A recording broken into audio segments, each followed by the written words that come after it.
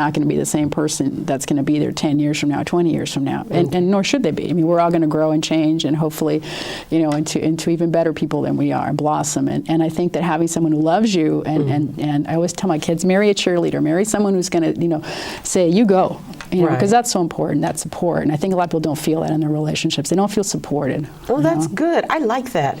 Marry a cheerleader. Yeah, marry somebody who's going to say, you can do it. Yeah. Go for it. Yeah. I like this. Okay, I'm getting some good things here.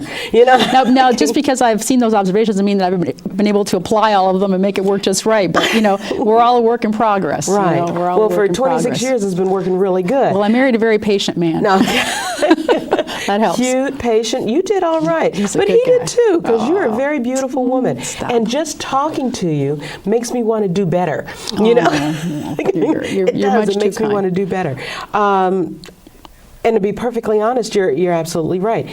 Before the show started, I was a little hot and upset. But one of the reasons I was upset was because I felt like maybe they felt like he wasn't being heard, and I felt like I wasn't being heard or respected. And it's like, look, this is, it's real simple. Do this, this, and this.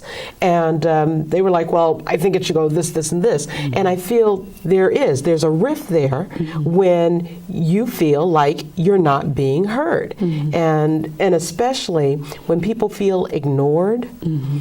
And it does. It translates into other areas or other things, and you start to do things. Either in work, you might start, like you said, getting there late, or in a relationship, if it spills into an affair. You mentioned something very interesting that's been going on in our society, or gambling. You said something about gambling. I had never thought of that, though, as a way of being a diversion, of being unhappy in a relationship.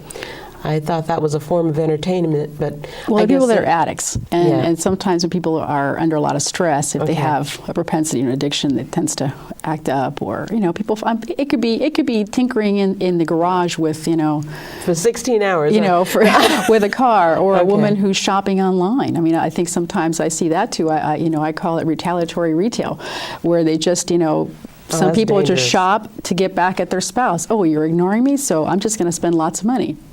Wow. And maybe that'll get your attention. Wow. So there's a lot of, I'm sure if you had, when you have mental health professionals, they could probably give you a lot more of an idea of things that people do to sort of kind of put a little balm on the situation. Pay attention to me, huh? Yeah. Oh, that's rough. That's really rough. Yeah, shopping is a bad way to do it. Yeah, it's a bad way to get back Gambling is a bad way to do it. Yeah. Drinking is a bad way to do it. Yeah. All of them are a bad way to do it. I was really impressed with your personal story. We don't have to go into it about that your come to Jesus talk. Oh, my boy. Yeah, I like that one. Yeah. It made me want to come to Jesus. No. Oh, I have a very bright boy who's currently 14, and he's a little distracted with everything that's exciting out there right now, including girls. He doesn't have a girlfriend or anything, but I know he's sitting in class sometimes a little distracted, and his teachers have noticed that, and when he needs to put his nose to the grindstone. So I cleared out all those fun things in his room, like the Xbox and all that. So yeah, he I think was quite taken aback by the changes we're going to make here to get him back on track. What I'm really impressed about is how calm you are, though. I mean, your words are powerful. You're very calm. But everything is said with such intent that it makes me want to go, yeah. Oh, you're very That's kind. Good. That's really good. Oh, you're very kind. You did all right. What made you decide? Well, you said you wanted to help people. I'm really fascinated. I didn't know about you worked for a mental health facility, and then the transformation. It really set you up good to be an attorney in a courtroom. And do you go to court at all now, or do you do all mediation? My practice is predominantly mediation. Okay. I have a few collaborative law cases, and we could talk about that as well. Okay. And then I've got a few clients where I represent just them, and I'm either consulting with them and they're in mediation with somebody else, or we're trying to negotiate and settle the case. And then I've got just a couple of cases that are being litigated, and I have a relationship with another lawyer who loves to litigate. So if push comes to shove and we've done everything possible here, that option, either they go see her from then on out, or that person will come in. If we get served with something, that person will come in and then represent them, because that's what she loves to do, and she's fantastic at it. So it's been a nice arrangement. I have a question for you, because the way you talk and the way you speak, and you're so knowledgeable, and going through this mediation process. I'm blushing again. But going through this mediation process, if there was even half a spark left in the relationship, it would make me want to take another look at my spouse. Do any of them reconcile? Yeah, sometimes they do, because unfortunately people tend, and this again is just my experience from the folks that I see. Okay. So these are people that are coming to see someone for a divorce. Okay. Oftentimes their attempts at counseling have been minimal at best. Okay. Or they were so far out of the relationship already by the time they said, I want out. Okay. And the other spouse said, you know, I want to go to counseling. That by the time they go to counseling, that person's already emotionally checked out. Okay. So I always ask, you know, if I see, usually in mediation, I think always in divorce, there's one person who wants to get out more than the other one does. Sometimes it's very mutual and they both are at the same spot, but I would say that's more, you know, the minority. I always ask, you know, have you thought about counseling? And if they say, yeah, we went to counseling, I always say, well, how long did you go for? Okay. And if I get an answer like, well, we went twice and it didn't work. And I have to bite my tongue, because a part of me wants to say, okay, so after 10 years of being married and falling into these really terrible patterns that had you each feeling really terrible, you went to 2 sessions, and this incredibly incompetent therapist couldn't just take care of it all in 2 sessions?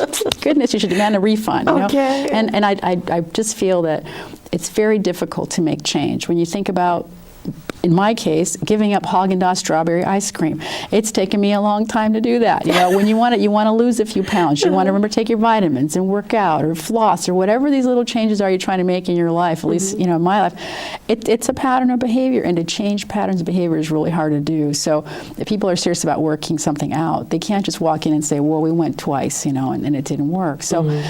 At times, when they come into me, I'm the only person that's had much time with them, and they do on occasion get to hear the other person.